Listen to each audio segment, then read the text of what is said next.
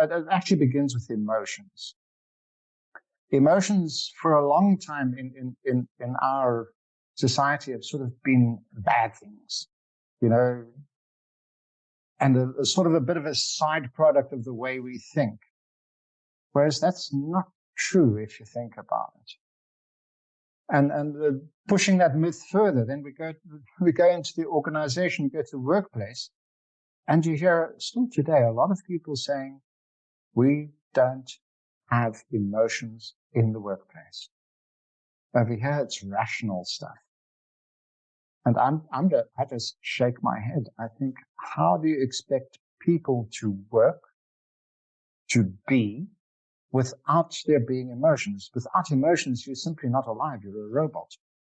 Yes. So I think that's where this myth comes from. You know, people have these convictions about emotions being strange stuff, and no, they don't. In the workplace, we're rational and stuff like that, and we don't want to hear different. No, it's hard. Emotions are hard. I mean, as an emotional person, I think I've always been not conditioned by outside that I was too emotional. I'm too sensitive.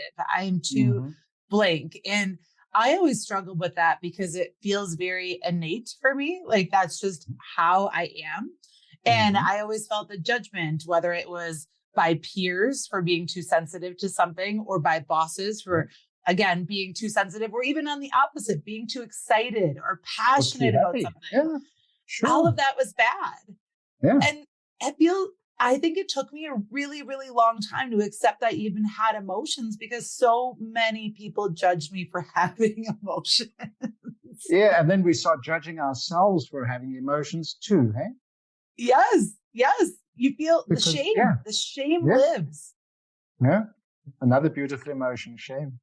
But that's so true. It's that personal time, personal dime mentality. We don't want you to bring it into the workplace.